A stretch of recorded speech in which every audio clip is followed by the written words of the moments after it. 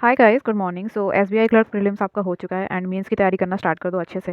And जिन्होंने तैयारी start कर दी है बहुत अच्छा, वेल एंड गुड। एंड जिन्होंने नहीं करी है तो एक मंथ की जो स्ट्रैटेजी है जो मैं फॉलो कर रही हूँ वो आप देख लो एक बारी। अगर आपको सही लगे तो आप भी उसको फॉलो कर सकते हो, क्योंकि कहाँ कहाँ से नंबर आपको जुटाने हैं ये मैं आपको बता दूंगी। ओके, तो सबसे पहले पैटर्न देख लेते हैं। सो आपका quant, reasoning, English, GS section है।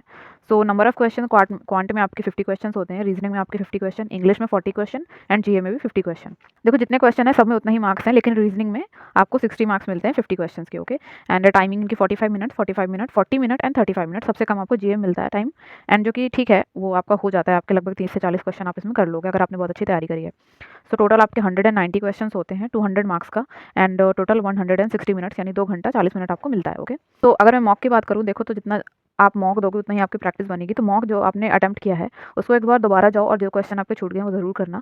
आपको हर 2 दिन में एक मॉक देना है। अगर आप रोज़ भी दे रहे हो, आपकी तैयारी अच्छी, तो आप रोज़ भी दे सकते हो। ओके, अगर आपका मिनिमम स्कोर 30 तक भी आ रहा है तब भी आप आराम से मेंस की तैयारी करना स्टार्ट कर दो, क्योंकि 30 तक स्कोर करना एक अच्छी बात है। एंड अगर आप चाहो तो जो मेन आपका जो मॉक होता है उसको पॉज करके एक बार आप ट्राई करके देखा करो क्वेश्चन। अगर आपके क्वेश्चन बन रहे हैं, if you can solve it without a timer, तो देन आपका अच्छा बन जाएगा पेपर। ओके, अगर आप सॉल्व कर पा रहे हो तो आप कर लोगे।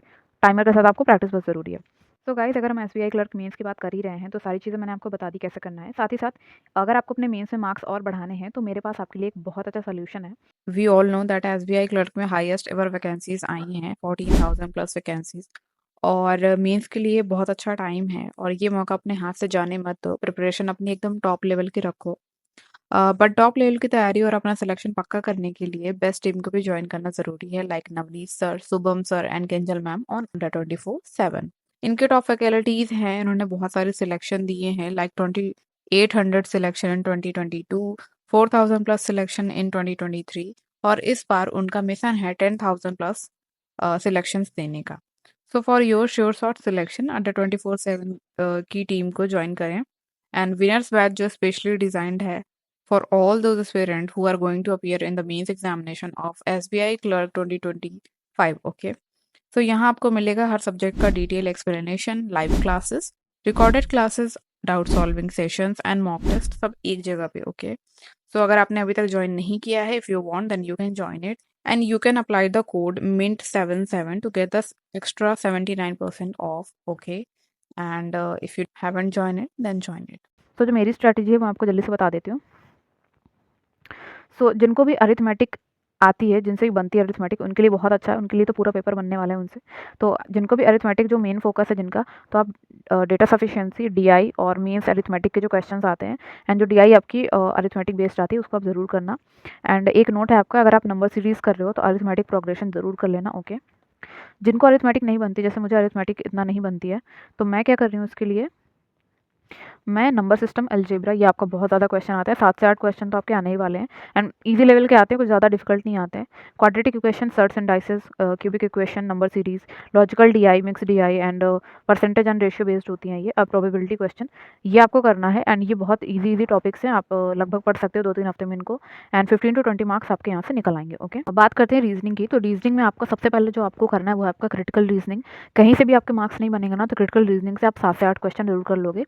10 से 12 क्वेश्चन आते हैं, 7 से 8 आप आराम से कर लोगे। इसकी अच्छे से प्रैक्टिस करो एंड संजय सर को फॉलो कर लो आर्ट ऑफ रीजनिंग में। डेटा सफिशिएंसी आपको करनी है 3 से 5 क्वेश्चन में, आप 3 क्वेश्चन तो बना ही लोगे, क्योंकि आपका प्री लेवल का ही आता है ये। मतलब प्री के जो क्वेश्चन होते हैं उनको मिक्स करके डेटा सफिशिएंसी बनता है।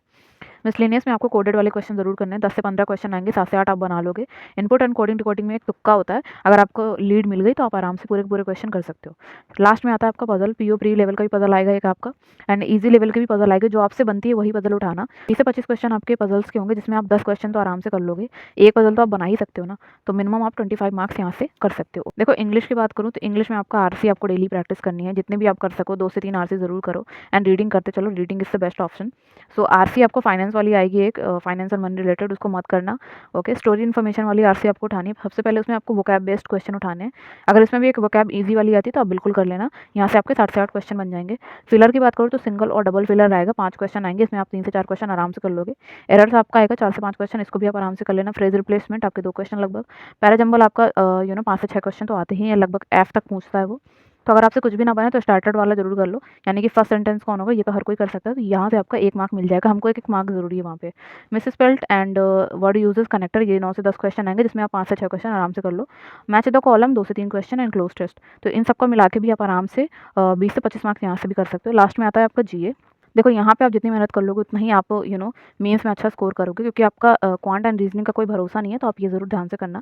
बैंकिंग अवेयरनेस की बात करूँ तो सुप्रियो पांडा सर की प्लेलिस्ट को आप 2 से 3 बार रिवीजन कर लो, क्योंकि अब पीडीएफ से पढ़ने का टाइम नहीं बचा है। अगर आपने खुद का पीडीएफ बनाया है तो कोई दिक्कत नहीं है, आप वहाँ से रिवीजन करो, नहीं कर सकते तो कपिल काटपाल सर का भी कर सकते हो। सुप्रिया पांडा सर का टोटल इंग्लिश में होता है, तो वहाँ से भी आप कर लो। ओके, मोस्ट इंपॉर्टेंट मंथ की बात करूँ तो मार्च, फेब एंड जनवरी, ये आपको करना है। ओके, ये आपके मोस्ट इंपॉर्टेंट, ये तो करना ही करना है, तो मैं बोलूँगी कि आप रिवर्स से पढ़ो। ओके, आप फरवरी पढ़ो, फिर जनवरी पढ़ो, फिर दिसंबर पढ़ो, ऐसे। दिसंबर में आपको RBI corner by Kapil Katpal sir और smart banking awareness and financial awareness करना है, जो आपका मॉक ड्रिल में होता है। बस इतना कर लो। नवंबर में भी सेम कर लेना। अगर आपको नहीं करना नवंबर, कोई दिक्कत नहीं, बट ये 4 मंथ आपके लिए बहुत इंपॉर्टेंट है। जो मोस्ट इंपॉर्टेंट चीज़ें आपके लिए बजट 2025 जरूर करके जाना, इसके आपके 2 से 3 क्वेश्चन मिलेंगे। स्कीम्स, जो नेशनल स्कीम्स होती हैं, वो जरूर कर लेना, एंड एसबीआई रिलेटेड जो भी न्यूज़ है वो तो जरूर करनी ही करनी है। एंड आई थिंक ये इतना काफ़ी होगा आपके लिए। And thank you so much for today. अगर आपको अच्छी लगी वीडियो तो लाइक कर देना and subscribe the channel. Thank you so much, bye.